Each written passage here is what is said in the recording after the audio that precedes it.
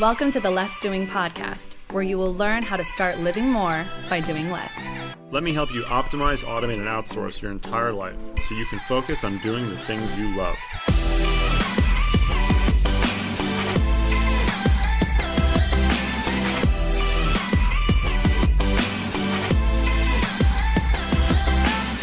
Now here's your host, Ari and Byron. Okay, so I'm super excited for this conversation because when I talk to people about what I do, I say that I empower entrepreneurs to become more replaceable. And some people get really scared by that idea, and a lot of people get really excited by the idea. So I have Byron Reese here. Thank you, Byron, for taking the time to talk to me. Hey, happy to be here. And Byron has written several books. He's a futurist, technologist, entrepreneur himself. And his newest book is called The Fourth Age: Smart Robots, Conscious Computers, and the Future of Humanity. And there was a quote on your website that particularly struck me that is relevant to what I started off with. You said that the biggest problems of tomorrow will not be a lack of jobs, but a shortage of humans to take advantage of all the opportunities technology will offer. So is that just sort of what your go-to when people get afraid of automation taking their jobs? Sort of. I mean, I deeply believe it. I don't really understand. I mean, I do at one level understand what all the concern is, but you know, we learned this trick a long time ago. Humans did of technology, and what we learned how to do is increase our own productivity. And anything that does that is inherently good for everybody. If it wasn't, then it would stand to reason that things that decrease productivity are good.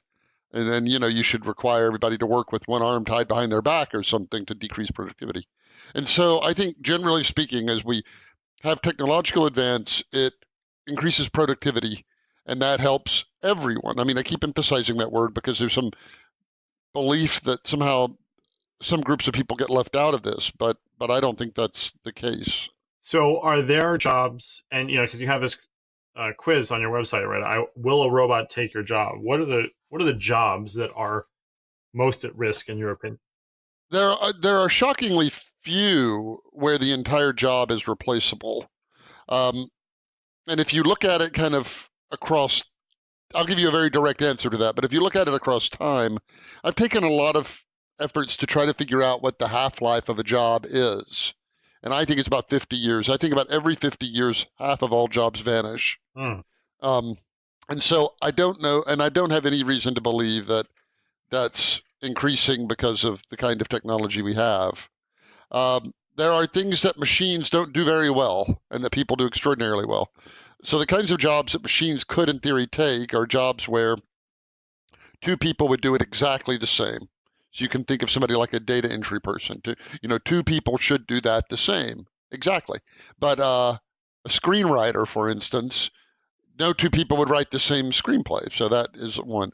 One, that the job doesn't vary from day to day, where it's the same from day to day.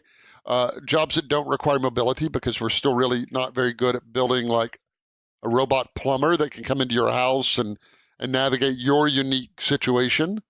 And so there's a number of factors like that. So the stereotypic job that a computer could do is an order taker at a fast food restaurant, right? Like two people should do it exactly the same. They don't move. It doesn't vary from day to day, and all of the rest. But there aren't actually that many jobs like that. In most cases, technology enhances labor. And in a way, it's a shame, because if there's some job you could imagine a machine doing, like cleaning, washing building windows on skyscrapers, you could imagine someday a drone does that, right? It flies up there and just squirts some water and cleans the window and moves to the next one. If there's a job you can imagine a robot doing or automation doing, if you make a human do that job, we have a word for that, and that word is dehumanizing. Dehumanizing, because you kind of say, this job doesn't require anything that's uniquely human. We're just using people, stand-ins for machines we haven't yet invented. And those, in my mind, are the worst kinds of job, because they don't take advantage of anything that human beings that's unique to people. It's just turning a person into a machine. So I mean, that speaks so poignantly to the kind of work that I'm often doing with people. And when I'm teaching people about automation, And I try to explain that if it can be done by a computer or by an automation of some sort, and a human's doing it, it's impossible for them to fully engage with that work, and that just has a trickle down effect in terms of the way that the company or your team or anybody will be happy or even operate. So on the other side of that, though, if you talk to someone who is doing that job, that is a dehumanizing a job, and they're in this, they've been told that because they don't have a college degree, or maybe they don't have a high school degree, or that they don't have a skill set, or that they don't have the access to do something different, that's all that they're going to be able to do. When that person loses their job to an automation, how do you approach that? Like, how do they use their human skills in that case to actually provide real value for themselves? So that's a fantastic question. And to be clear, when it happens to someone, in the rare cases where, a machine actually can do the work of a person, I wouldn't say anything to kind of like minimize or trivialize the trauma of that. That being said, for 10,000 years, it took 90% of us to grow all of our food. And if you had gone to farmers back then and said, hey, in the future, it's only going to take 2% of us to grow our food, it would have been, fair to say, well, what are we all going to do? And what happens is people use the new technology to increase their own productivity and do more. I mean, if you think about it, a person with no education whatsoever who's holding a device that can do something, it's as if the person can do it. If you've got an AI enabled smartphone that can tell if a pipe's about to blow up, then you all of a sudden, it is as if you can do that. It's like these technologies empower people of all skill sets to do more. So, when the internet's Mosaic browser is 25 years old right now. It came out in 93. And if you had gone back in time and asked people, hey, in 25 years, there's going to be billions of people using this. What do you think that's going to do to jobs? All the jobs it would take would seem kind of obvious at the time. There were conversations about this, like if you're a travel agent, or if you're a stockbroker, or the yellow pages are probably going to be challenged, or the newspapers. And you would have been right about everything. But nobody saw eBay, Amazon, Etsy, Uber, Airbnb, Google, Facebook, Twitter. Nobody. And so the fear comes from the fact it's easy to see the jobs that are lost, and our imaginations won't yet let us see all the ones it's going to create. But if anybody just takes a deep breath and say, all technology which increases human productivity is good, then humans always use the new technology to create better and higher paying jobs. It's really interesting to me that in this country, for 250 years, we've lost half the jobs every 50 years. But did you know that, with the exception of the Great Depression, unemployment has always been under 10% in this country? If I were to show you an unemployment graph for 250 years and I'd said, hey, find the spot where the assembly line just displaced all the laborers, or find the place where electricity came along, or steam came along and displaced all those millions of people who managed animals, you couldn't see it anywhere in that data. That's because when these technologies come on the scene, they create new jobs and destroy old jobs, and the new jobs are always higher paying. Now, people say, well, are those order takers at fast food places, are they really going to be able to be, a geneticist, this new job? And that, to my mind, is the wrong way to kind of think about it. What happens isn't that the displaced fast food worker becomes a geneticist.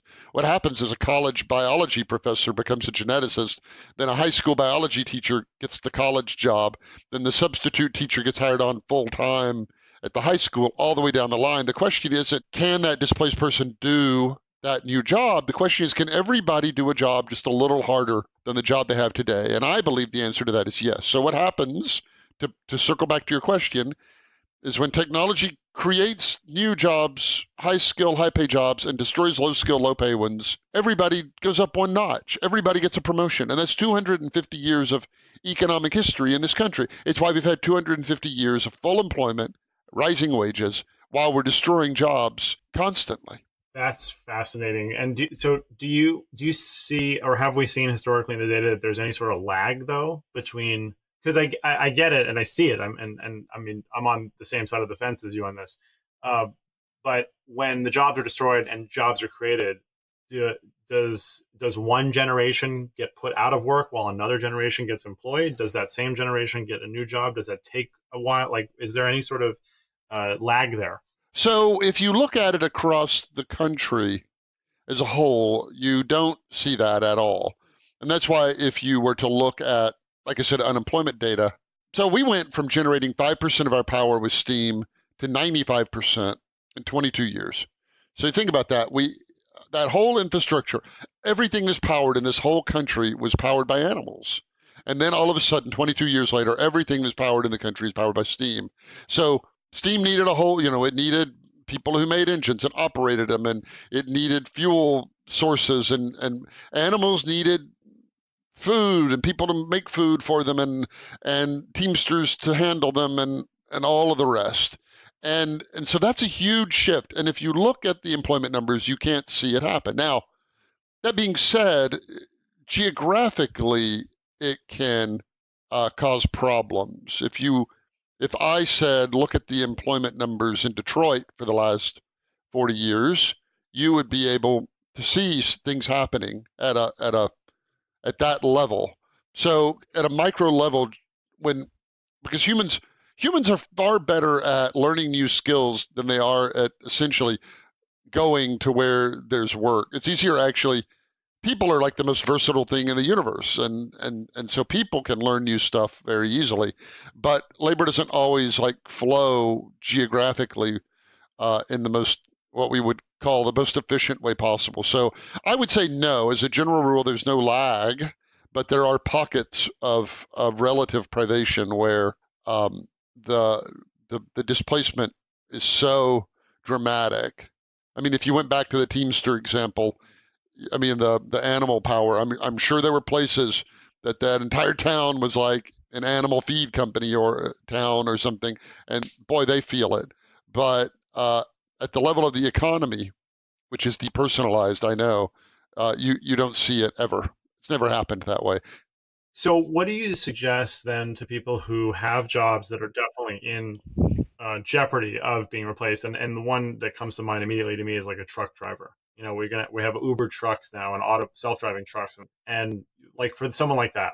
Well, I'll address the question, but I do want to take issue with the exception. With the example, which is it's probably never a better time to be a truck driver. Right now, truck drivers are facing a demographic disaster, by the way, because every year the average age of the truck driver goes up several months. In other words, every year, every truck driver gets a year older, right? And if you don't have new ones coming in, young people coming in, the age of the truck driver keeps going up. And that's what we have right now. Meanwhile, the need for truck drivers has never been higher, and it's expected to climb. And so we're going to face a devastating shortage of truck drivers. I mean, this is kind of almost beyond question. It's just demographic fact that, and so what typically would happen is you say, yeah, we have this technology, truck driver, and you say, well, is the technology all ironed out? Well, no, not quite. Do we have legislatively, have we figured out all the places that all the laws we need? Well, not really. Has the legal system, has that kind of rippled through, and so that we know where liability? Well, not exactly. Have we solved all the little small problems like, until there's a delivery truck that can leave an illegibly scrawled note on my door saying, that they were there, you don't have a complete solution. So we kind of still need people, and so on and so on and so on and so on. And so what happens is while all of that's happening, people retire from that profession, and new people, because they read it in the media, don't get in it. And so I don't think that there really are these kind of big sectors that are just going to up and vanish and strand a bunch of people the way that it's kind of depicted. The media, and I don't mean this to sound conspiratorial, but they have a vested interest to kind of scare people about this because it gets people to read things. I have learned that any headline that's phrased as a question, will a robot take your job? The answer to that question is always no, always. Because if it wasn't no, it would be a statement. A robot will take your job. And so I think a lot of a fear has been built up around this. But to answer your question, like if you're in something like that is that is at risk, the number one thing you can do is learn how to deploy more technology in your life. If technology really is the thing that multiplies human labor, then you actually want to run towards industries that have a lot of technology, not away from it. You want your labor to be multiplied. It's interesting. There's one great skill that you kind of need in the new economy, and it's not taught necessarily in school in a way. Like I'm 50 years old, and when I was in high school, um, I look back and there's only one class I could have taken that would be useful to me today, like really useful. Can you guess what that would be? History. Typing. Yeah. So there's like everything I learned in school, I don't use any of it. Like I can read, I can do math and all of that, but I don't use calculus and I don't use geography. I mean, you use them kind of in your day-to-day life, but they aren't key to your career, most people. And so you say, well, how did we learn the things that we do on a daily basis at work? And most of the time people taught themselves the new skill. You just kind of wake up one day and you're like, oh, I need to know about this, and you Google it, and then you click on the Wikipedia entry, and then you follow that link, and everybody teaches themselves new things. And that's the great skill. That's what humans are able to do. That's interestingly what AI, that's a general intelligence really, and what AI can't do. And so if I were listening to this and I had a job that I could see, was definitely, and even, it's interesting. I'll finish that sentence, but I want to add something. And I had a job that was really going to vanish. I would teach myself new things, and I would teach myself how to use technology. It's interesting though, because even things that look like technology's gunning for them, like translator. Okay, so Google Translate can translate, as well as a reasonable human translator. So you would say, well, that's not good for human translators. And it turns out the need for human translators is going up. And you say, well, how can that be? And the thing is when technology lowers the cost of something to zero, like translating an email, then people do more of it. And people say, oh, I can do business in another language now easily. But then guess what? There's a contract that needs reviewing, and that you would use a human. And oh, there's a face-to-face meeting, and so we need a translator for that's a human. Oh, we need to localize our product to local customs. That's a human. We need to make a catchy slogan in that language. That's a human.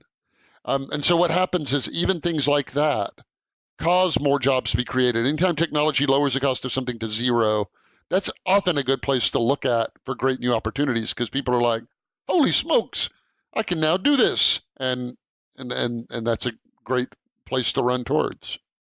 So one more for a specific question. What about in industries where there's a specific segment of it that, well, I'll just give you the example that I'm thinking of. With doctors now, there are artificial intelligence engines and other tools that in some cases, and in many cases, can diagnose problems better than the human doctor. Now, clearly, we have surgeons that are going to be able to make decisions and do things that no machine is even close to being able to doing. So it doesn't replace doctors, but there's an element of it, I feel like, that becomes a lot less useful. And so to me, that seems like a good thing, because maybe in an ER, then you need half the doctors, because you can have a tool that does the diagnosing. That like there's segments where it's going to replace elements of what people do, I feel like. Yes, I think that will definitely happen. I think it's also interesting that the number of jobs that machines really can take is so few, I think, that you kind of hear the same half dozen examples over and over. And I was waiting for you to say, like X-ray technician, because you hear that a lot. Somebody who can spot a tumor. And so there are these very narrow things that are purely data jobs that we used humans, because humans are really good at pattern recognition. And we've now made machines that can do this kind of pattern recognition, that's very narrow kind of pattern recognition, very well. But even then, it's like I don't really want to get a postcard in the mail that says, our AI has diagnosed you with blank. Please report for surgery on Monday morning at 9, right? Like you know, that's still a uniquely kind of human job. What you want is whatever doctor you have to get that report and say, holy smokes, I would have missed that, and come to you and say, look, got some bad news. But here we have options. Let's talk about those. And so I think if you say being a doctor is a data only job, then yeah, machines can probably do it. If you say that's a human job, a job only a human can do, like I was saying earlier, it requires empathy, it requires all of these kind of human only things, then there's still, I think, very much a role. But maybe you're right. Maybe we do only need half the ER doctors. Maybe that means we can all go to the ER twice as often. No, I'm kidding, but there are going to be places like that, hopefully, where we do. You know, if AI, if we stop developing AI right now, like we outlawed new research, it would probably take us 20 years to take everything we know how to do today and implement it everywhere it needs to be implemented. That's how kind of far behind we are, and that's why that quote is on my website. The challenge is not if there were a million AI people right now, they could all be put to work. It isn't that there's some shortage of them. There's so many things. It's like every aspect of every business can be made 10% better. And it's going to create so much opportunity my feeble mind can't solve. Like when there are self-driving cars, the cost of delivering something goes way down. You don't have to pay human labor. Um, you can have a tour guide who's talking to you the whole time while you're in the city, and the self-driving car is fiddling around, and the tour guide's pointing all this stuff out and answering your questions about the city and all that. I mean, I can't even think of all of the examples of what's going to happen, but it's a technology that increases productivity, and that's good for people always. So last question then is, what are your top 3 pieces of advice for people to be more effective? The number one I mentioned earlier is find ways to use more technology in your life in all aspects of it. If at a macro level the economy creates high end jobs and destroys low end jobs, you kind of want to, I think, apply that to your own day-to-day life. Like, what high-end stuff can you add because of this technology? What low-end stuff can you automate, and do the same thing to your own job. Second, I would say kind of embrace uh, an optimistic view of the future, not a Pollyanna-ish one, but if you wake up and say, you know, the world is now full of the kind of opportunity it didn't have 100 years ago for everybody. If you were born 100 years ago or 200 years ago, you were going to be a farmer. If your parents were a farmer, you were going to be a farmer. You were going to live and die 15 miles from where you were born, and that was it. And now we have this world where you can kind of chart your own destiny. So if you are open to that, and you know you kind of see the world of as kind of this full of this new opportunity, then you can see that. And then I would say the third thing is kind of avoid the news. I think we're kind of all over consumers of it, maybe, and it really gets you down. There's something called the dark cloud syndrome, which people, if you ask people, hey, what are your odds of getting murdered? What are your odds of having your house broken into? What are your odds of your house burning down? People overestimate all of them, and it's because you kind of constantly see those images happen. I'll even add a fourth one, which is, in the movies, the AI is like a human. And you see it over and over. You see, Will Smith battling the robot and all of that. And we do something called reasoning from fictional evidence. We see that and say that could happen because you see it enough times. And I would say realize just how special people are, and how machines can do math very fast. That's the beginning and the end of what they can do. Computers can, and people are creative, and all these other things. So it's kind of like lower maybe your expectations at the extremes of what this technology can do, and figure out how to employ it to your own uses. Awesome. That's amazing. Thank you, Byron. That was great. Where can people find out more about you and, of course, pick up the new book, The Fourth Age? Well, thank you. I'm the easiest guy in the world to find. So Byron Reese is my name, BYRONREESE, and I'm that on Twitter. I'm that on ByronReese.com. I'm that on LinkedIn. I'm that at gmail.com. It's like, Okay.